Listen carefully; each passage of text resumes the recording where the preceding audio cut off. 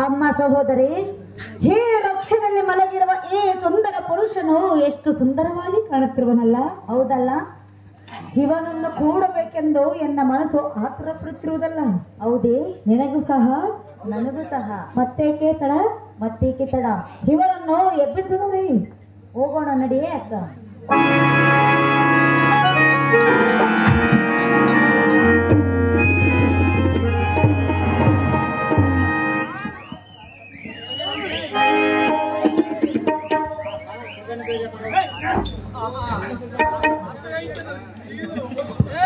ಆಹಾ, ಏನಿದ ಆಶ್ಚರ್ಯ!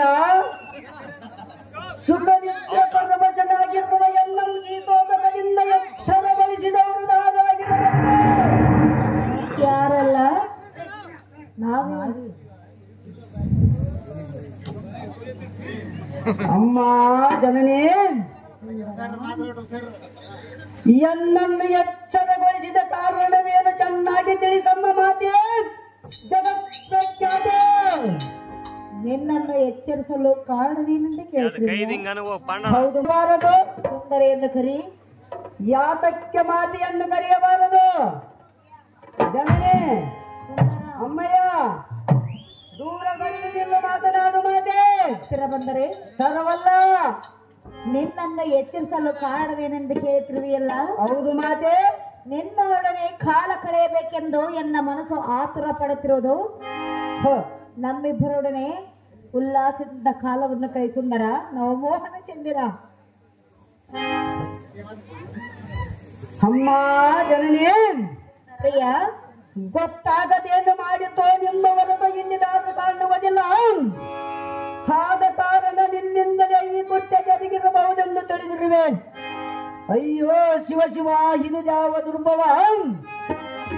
ಇಂದು ಮುನ್ನರಿಯದೆ ಬಾಯಿಗೆ ಬಂದಾಗ ಅಂದಾಡುವ ಈ ಸ್ತ್ರೀಯರ ಮಕರವಿಂದ ಮಮ್ಮ ನಾನು ನೋಡಬಾರದ ಸಾರದೆ. ನಿಲ್ಲು ಜನನೇ, ಎಲ್ಲೂ ಹೋಗುವೆ? ನಿಮ್ಮ ಕೂಡ ಎಂತ ಮಾತನಾಡುದು ಮಾತೆ. ಹೋಗುವೆನು ನಾನು. ಪ್ರಿಯ ಜನನೇ, ಹೇಳಲೆ. ಹೇಳು ಮಾತೆ.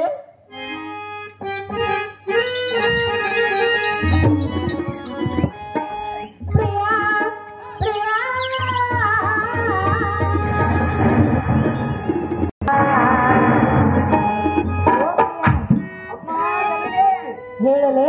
ಚೆನ್ನಾಗಿ ಹೇಳು ಮಾತೆ. ಪ್ರಿಯ ಪ್ರಿಯ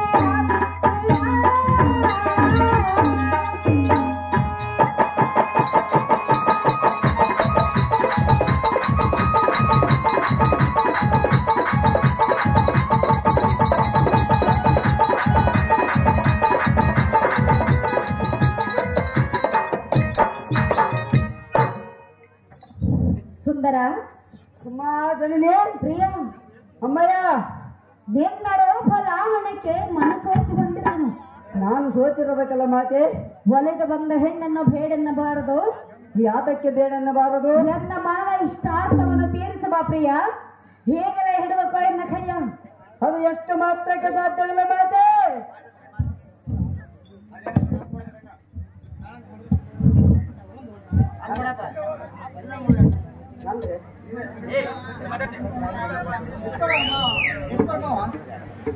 ಅಮ್ಮ ಜನನಿ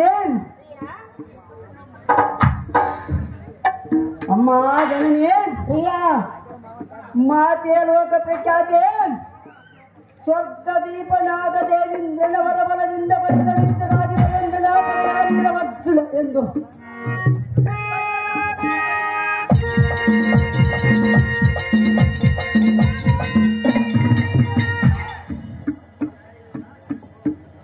ಸ್ವರ್ಗ ದೀಪನಾದ ದೇವೇಂದ್ರನ ವರಬಲದಿಂದ ಪಡೆದ ನಿಗ್ರರಾಧಿಪನನ್ನ ನಾಪರನಾರೀರ ವರ್ಜುನೆಂದು ಬಿರುದಾಂಕಿತವನ್ನು ಹೊಂದಿರುವ ಕಂಡಿಯ ಮಾತೆಯೇ.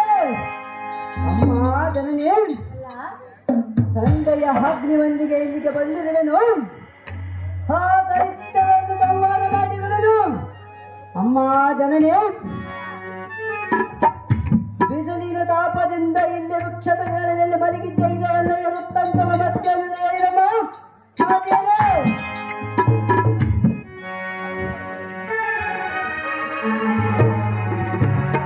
ಪ್ರಿಯ ಅರ್ಜುನ ಅಮ್ಮಯ್ಯ ಅಮ್ಮಯ್ಯ ಎಂದು ಮಾತನಾಡಿರ್ಯಾ?